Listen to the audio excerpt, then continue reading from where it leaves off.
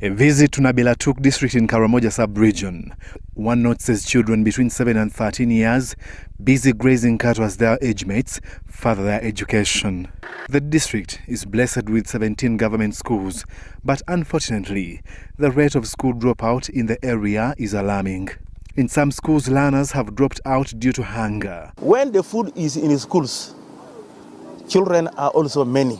Some children come to school because of that feeding, and then maybe by accidentally you can find that they have picked up the interest. Our government has come up with UPE program which has not been bought at all, and yet we've continued to talk and talk. We've carried a lot of community engagements. At Achegeritolim Primary School, we found the pupils being served with dry cooked maize. But while they are lucky to have lunch, courtesy of the World Food Program, the school administrators struggle to provide boarding pupils with supper. You as a teacher, you will see that the food is really very little.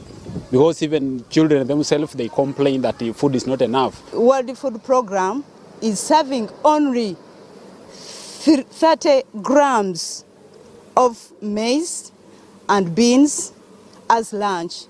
And then we also try our level best to look for supper. And so we find it challenging in terms of contributing for supper.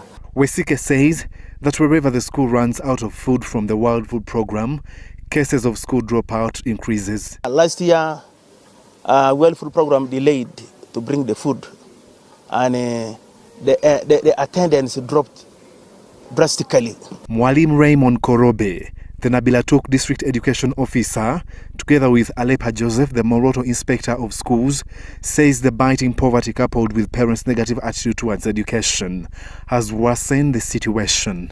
The major one actually has been that of lack of money that can provide them with the fees and the other secondary school requirements. So they fall out and they go and stay at school at home, and just getting married. Educationists in the region are now calling for an increment in the capitation grant for smooth running of schools. This amount of money is very little. This money normally when it comes is divided into, it's a portion into many aspects, like it's something for management, for instructional materials, there is something for sports and games. If they happen to add something for us, it can really help us to uplift the schools. According to the educationists in Karamoja region, only 30% complete primary cycle and enroll for secondary school. Mordecai Murisa, Alan Mwesigwa, NBS, live at 9.